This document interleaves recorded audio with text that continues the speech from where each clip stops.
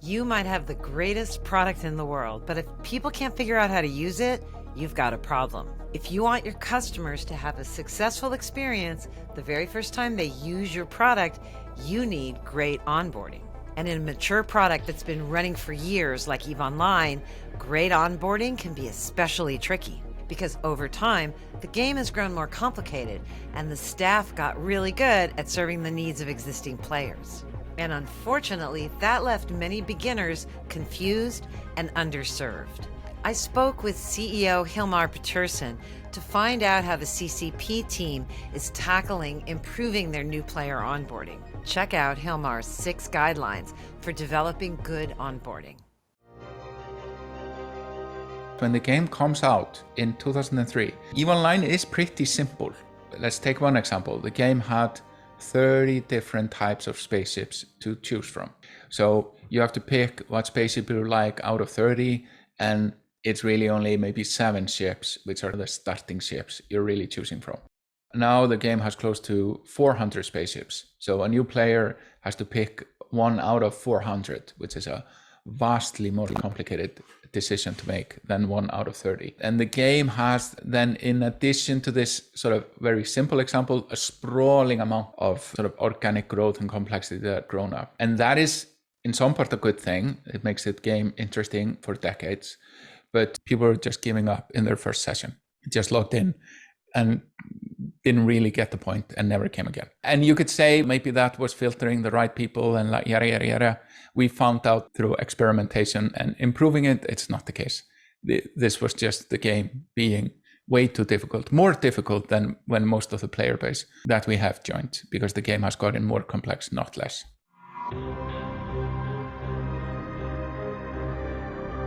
What we have been doing for new players joining now is that we've been creating more of a narrative entry so that we have you more focused on what is happening from a story standpoint in the first days and weeks. And then we try to ration out the complexity of the game in smaller increments. We, for example, have a system where the user interface isn't at full complexity in the beginning, etc. Players have thought about this. Most of the onboarding in EVE Online is actually made by the players themselves. They have feeder corporations which specifically recruit new players into them and whatnot. There's EVE University, there's Brave Newbies, there's like hordes of organizations specially focused on onboarding new players. So we have been investing in ways to make the game at least maybe similar in difficulty when it came out in 2003, but ideally less, so that people can have challenges that match their skill level and be more in a flow state in the beginning. This is super hard to do, and it's especially hard for us to do because we are so born to cater to this social gameplay, catering to people which have been playing the game for decades. They need vastly different challenges than people that are just starting out. So it's trying to run like a PhD program and a kindergarten school at the same time. And there is a reason why there are different people running universities than early stage schools. We have been so focused on our core player base and what they do that we just haven't developed the skills to have more empathy towards people that are just starting out the game on the first day. Are you getting something out of Hilmar's story? Take a moment and give this video a like. That'll help us bring you more videos like this. We also have this very skewed impression that it's always the same players that are playing the game, because there are very notable players which have been playing the game for a very long time.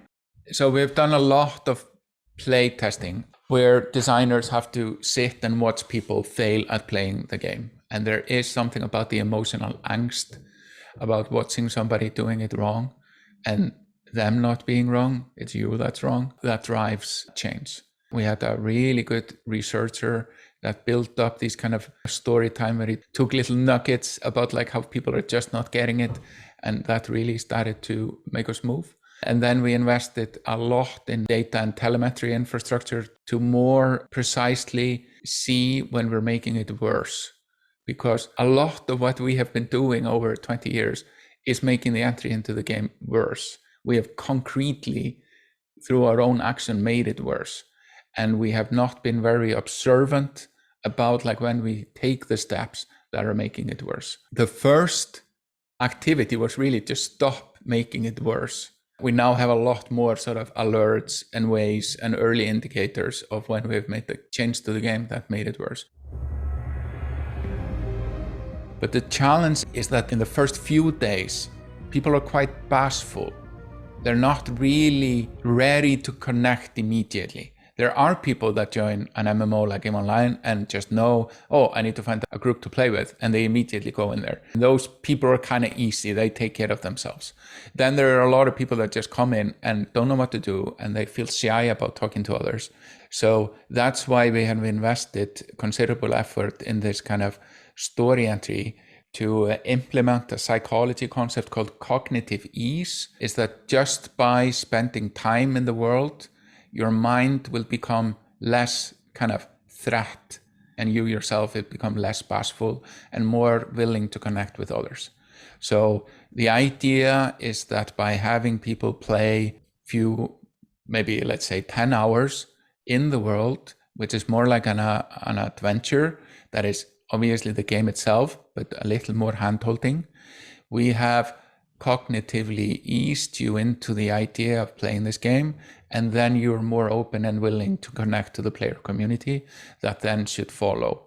Because it really takes, in the idea of like, it takes 10,000 hours to become a master, and that really applies to EVE Online. You really need 10,000 hours to become a master of EVE Online. They're like a guided experience that takes place in the sandbox, but you're playing a narrative where you are maybe more interested in the narrative and how it's going to end and where it's going to take you, rather than understanding that, okay, I have a small spaceship, I want a big one, then I want a small company and a big company, and at some point I'm going to take over the whole world. That is a tall idea for a kindergartner to understand that later in life we're going to invent particle physics and make a hadron collider.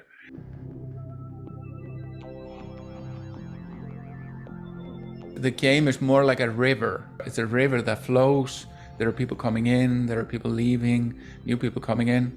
As an example, about 1.3 million people joined EVE Online for the first time in 2020 during the pandemic, which was an absolute record for EVE Online. So on its 18th year back then, we were having the biggest year of new players joining. And then there's like a silt at the bottom that builds up and becomes like the bedrock of the community. And marrying these two sort of opposing thoughts in your brain is something we struggled with as a company. We're getting a little better at it. If you play online now for the first time, it is a vastly better experience than it was 5 years ago. But a lot more is needed for the game to reach its kind of true potential. You know, this video is a great reminder that your new customers have very different needs than your regulars, and you need to give them a fundamentally different experience. That's why so many multiplayer online games start with what's fundamentally a single-player tutorial, so that you don't overwhelm the new player with too much complexity. If you want to level up your product skills and get coaching from me, Hilmar, and other world-class experts, check out our programs at gamethinking.io/programs. We love to help you and your team build your next breakout hit. So what games and products do you think have great onboarding? Let me know in the comments, and let me know if you want to see more videos about onboarding design. That's a subject I can go deep on. And don't forget to subscribe and hit that bell if you want to be notified when our next video drops. Let's keep getting smarter together. I'll see you next week.